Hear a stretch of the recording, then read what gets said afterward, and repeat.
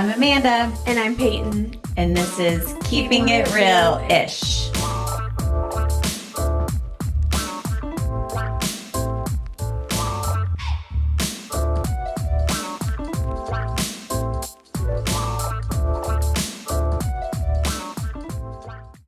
Hey guys. Welcome back. Welcome back.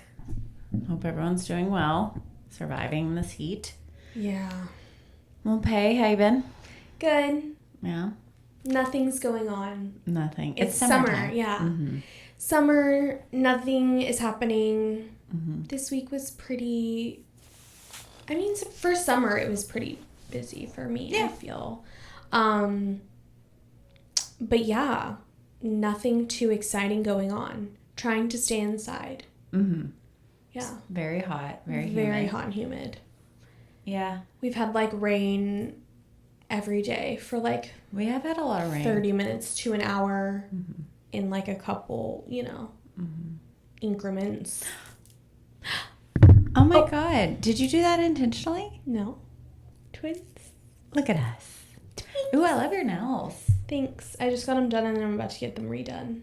Oh. Because my girl's going on vacation, so I need to get them redone. Oh, yeah. My timing didn't line up, but Summertime that's is on all me. vacation. Nope. I did, I went on vacation. We did our river Yes. trip and Yes. colored my hair strawberry blonde. Mm-hmm. I mean, coppery strawberry blonde, but Yeah. super light, a level 9. It literally was gone immediately, Yeah.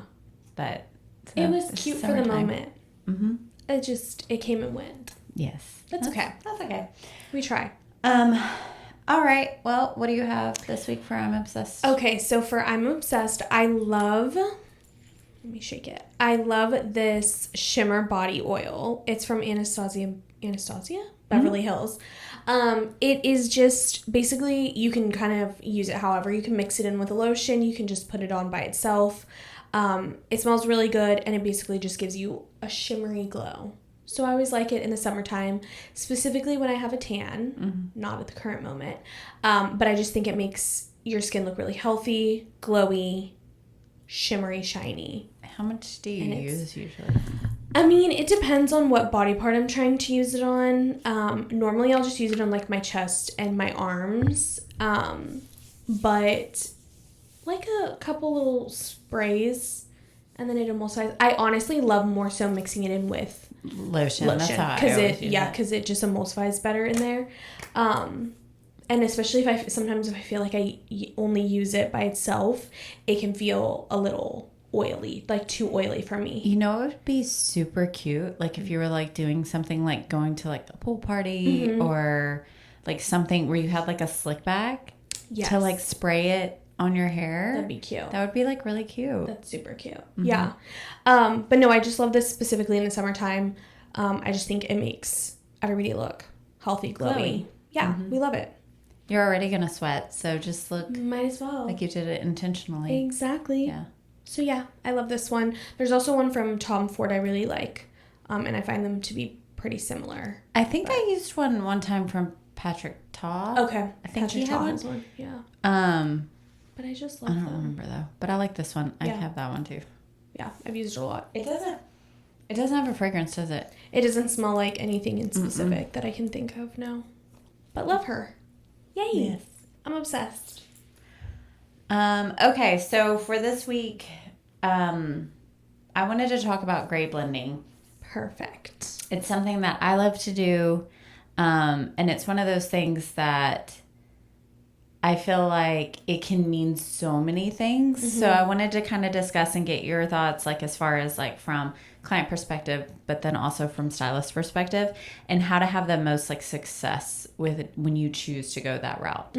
So first of all, for the client perspective. So anytime I'm talking to a guest, if they're new and we're trying to figure out, or if I have a guest that I have been coloring and I think it's a good option, maybe just start the discussion.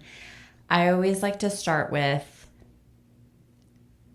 what their goals are as far as like coverage. Like, do you absolutely not want to see one gray on your head? Or are you okay with having it more blending? And then I explain the difference between the two. You okay? I don't know what just happened. I went from like 42 to like 87 in just a couple of words. But fine. We're back again. It's okay. Yep.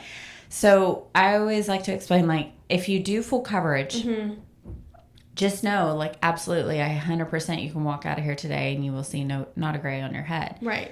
But in a week's time, you're going to really start to see it. Yeah. If we do more of a blending, if you nitpick through your hair, you're going to see gray, but it's going to have a much softer grow out. And it's going to transition a lot more in between visits than doing like a full coverage. Yeah. So that's kind of where I start, just to get the ball rolling and thinking. So I feel like there's so many different options too. So then when I have a guest and it's like, okay, we're going to try to do like gray blending, then generally where I go next is like, okay, do you, like, depending on how gray they are. So if they're 25% gray, you have a whole lot of options because generally that means it's going to be either concentrated in one area to focus on, or it's going to be softly distributed throughout the head. And then you're just kind of adding to that to balance it out. Right. If they're more like 50 to 75%, 75 up, it's going to be, quite a bit. So then I start with, okay,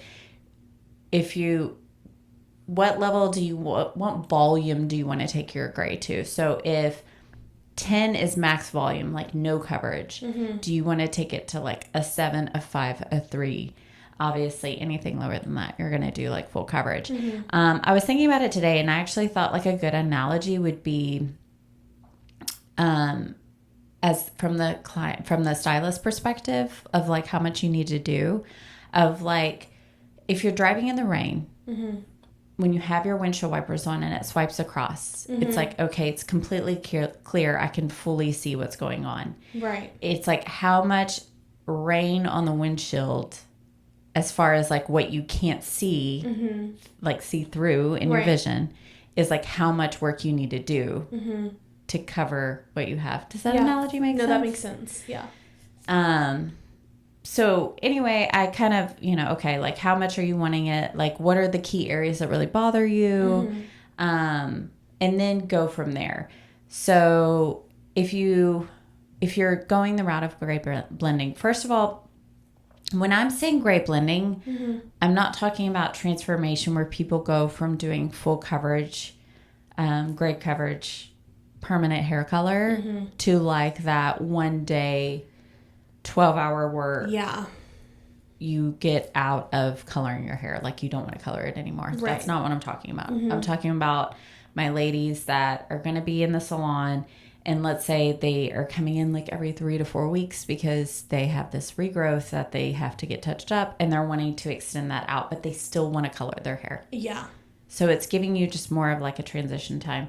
So when I start to go and look at gray blending, to me, when their natural level is a level 6 and higher, you have quite a few options depending on how much coverage you want. Somebody like that, you probably can go in and just highlight. Right. And tone accordingly. And that's going to give them like some pretty good gray blending. If you want a little bit more, they have more, like a lot of my clients that are probably like 80% and up, what I'll typically do is, and if they're in that like level 6 or lighter, so their pepper is like still kind of light, I will go in and highlight, and then I will do a base break tone. And it's going to be a neutral and an ash mixed together. And that's going to give them, and I'll do it with like a 13 volume. Yep. And that is going to soften their natural just slightly to shift it. And it's going to soften the intensity of their gray. But because they do a neutral and an ash together, it doesn't give you coverage, but it truly like makes it makes them like soften away, like you don't really see them. Now if you like look closely, it's like, okay, I can definitely see it. It's almost like transparency, like yes, like hose, like pantyhose. Yes, like you can see through it, but it's not like there. Right. And so that's kind of like my general, like level 6 and up, kind of my general like go-to. What about you? Yeah, I mean, I feel like it depends on obviously what they want. I'll typically do, I feel like I have a lot of people who like to do the highlights to blend. I feel like over the years, people are more okay with warmth. So base breaking has kind of, not that it was ever gone, but I feel like people are more okay with the warmth of a base break. So I have been more so doing that recently. Obviously, I feel like with my clientele, it's a lot of women who have dark, coarse hair. Yeah. So it's, I will say though, like when I'm using like CT, I mean, it does a pretty good job depending on like how much they have. But honestly, the blend can be like the gray blending aspect of it. It can be pretty good. Like I can get away with it. I can get away with it. So CT is like it's Color Touch by Wella. So it's a demi-permanent, and it says up to 50% coverage, which basically means like if they have up to 50% gray. Yeah. But it can kind of like give more of a translucent coverage. So that's where I think it gets tricky, is when you have darker hair. So it's twofold, right? Because if you have somebody who has been a brunette their whole lives, and they have a hard time not seeing themselves as a brunette, going like the highlighted route, while it might blend out their gray more, they might not look as good as a blonde, and B, they might not want to be a blonde. Right. Well, I even think about it like in my sense, I'm like, I can't imagine one day like highlighting my hair to be light. I don't like the way that looks on me. Right. So I'm like, okay. Right. So gonna have to commit or right. So I think with clients that have darker hair and are more in that like brunette, brown to black family, I think doing like you said, so more of like a translucent coverage. So a lot of times I'll even use our straight up like permanent line. So, but I'll mix it with like a 10 volume, which as we know is deposit only. So that's not going to give you full coverage when it comes to gray. But I'll formulate it in such a way to where it gives them moderate coverage, but it's super dimensional like their own hair is. And so then, yes, it's going to grow out, and it's definitely like more of a line. Yeah. But it is like dimensional that matches the natural dimension that's growing out. So it is a little bit softer. So they can kind of push to a little bit closer to like the 6 weeks without it being like so apparent if you like, have a level 2 full coverage on that hair. Well, and a lot of times kind of what we're saying too is like a lot of times you'll put that out, and even though there's a little bit of that transfer, it's almost like it, especially if you have like black hair, it almost turns the grays browny. So then you can kind of get a little bit more longevity with, how often they need to be in and everything like that. Right. Which is nice. The other option I find with people that have really dark hair and they want to stay a brunette is really doing what I would consider more of a pinpoint highlight, concentrating on the areas where they have the gray, specifically where they're going to see it. Yeah. So around the hairline, around the part line, kind of concentrating where those areas are, and doing like a highlight and a low light. So actually giving something that gives like full coverage in their natural color level. And then doing a highlight and then just toning it a very cool, darker tone. So like, let's say a level like 6 down, but something in the ash family. And that way they're not blonde. Yeah. But it creates more of a consistent dimension throughout their hair to where it helps blend out the grays as they grow out. So I feel like that's also another option. That would be a good one too. Yes. But, and then, you know, also knowing like what are your options in between. Like they have sprays that can work to give you some coverage in between visits, things like that. But I think, what are your thoughts on like when people go, like they've been coloring their hair, like base, let's say, you know, level 4 for years and years and years, and then they do like the whole like transformation where they go match their root to let it like grow out. What are your thoughts on that? I mean, I think if it's done well, it's done well and it looks good, but I also think we have to take into consideration it might be done well and look good that day, but at the end of the day, it's still one of those things where you just lifted through so much color. Right. All of that is still artificial. It is not your natural gray hair. It's going to fade off really warm. So then you're going to have your natural gray hitting a really warm, eventually, you know, a really warm whatever is under all of that gray. I mean, as we know, when we tone hair to be gray or ashy or cool toned, it's always going to fade warm. Everything. Yeah. So, I mean, I think it might look good that day, but I think at the end of the day, you're really setting yourself up just for more maintenance because you're going to have to be there so often to tone. And maybe that is a conversation, you know, we don't do those transformation looks. And so maybe that is a conversation that does a conversation that does happen behind the chair with stylists that do stuff like that. But I think if you go into it and you're like, I've grown out, you know, I see ladies that like they've got 2.5, 3 inches of growth and they're just like, I can't handle this anymore. Like I got to transition it. And they're not changing their root. Right. They're literally transitioning that dark color. Yeah, like the mids to ends. Yes. Yeah. And so maybe it is a conversation that happens of like, I can blend out and get rid of this like hardcore line of demarcation. Mm-hmm. But it's not like you're done. Yeah. Until this hair is grown out. Yes. Fully, you're going to have to do something. You're going to have to, there's still some maintenance required. So that's why I typically lean more towards doing it over time. Yeah. Because it's going to take that time anyway. Mm-hmm. So if you're looking at, I mean, if you want to keep your hair long and you have gray coverage that you're growing out, you know, if you're talking collarbone, 2.5 years? Yeah.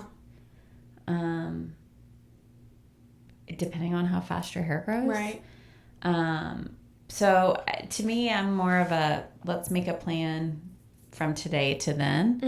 Mm-hmm. That's going to be a little more gentle on everything. Right. And kind of get you there. Just knowing that it's still going to take the same amount of time. Mm-hmm. It's just the maintenance in between is going to look a little bit different. Yeah, I agree. I think too, it just depends on someone's personal preference with it. I agree. Like, are you okay? Like, are you that committed to wanting completely one color, or, you know, obviously there's some dimension there, but are you okay with that maintenance? Are you wanting to go a little bit more of the natural route? Right. I mean, also at the end of the day, bleaching through super dark hair in 1 day or 2 days or whatever it is, even maybe 2 sessions, it's hard on the hair. You're going to have to chop a lot off, you know? Right. Take really good care of it. Like, even if you do take... And that's the thing. Even if the stylists, like... It's not like the stylists are damaging their hair or doing anything like that. It's just it is a process on your hair. Process. Yeah, absolutely. And like you said, everything's going to fade warm because like ashy gray hair, it's not the presence of a pigment, it's the absence of it. Yeah. So when you put it in artificially, it's not even like it naturally exists. So it's ultimately going to fade warm because everything that naturally exists is warm. Right. So that color molecule, once it's shifted, even for gray hair, once you shift that molecule, it goes back warm. Right. Because that is the foundation of what that molecule is. So, yeah. Anyway, I'm a huge fan of gray coverage, I think, and gray blending. And I think there's so many different variations of what you can do. Mm-hmm. So I think it's definitely something that stylists should explore, and clients should. I feel like people are way more open to it now. A lot more open to it, yes. Than they have been in the past. And I think, you know, kind of there's so many more women, and I'm one of them that, like, I don't mind gray. Right. Like, I'm always going to color my hair, always have, always will. But I like just kind of like playing with it, like working with it. Right. And because there's ways to enhance it in a sense. Absolutely. Like, and it when it's done, it looks so pretty. Enhancing it in that way. So, tell us your thoughts on gray blending, success you've had, and that sort of thing. So, anything else, Peg? No, that's it. All right. Well, until next time, keep it realish.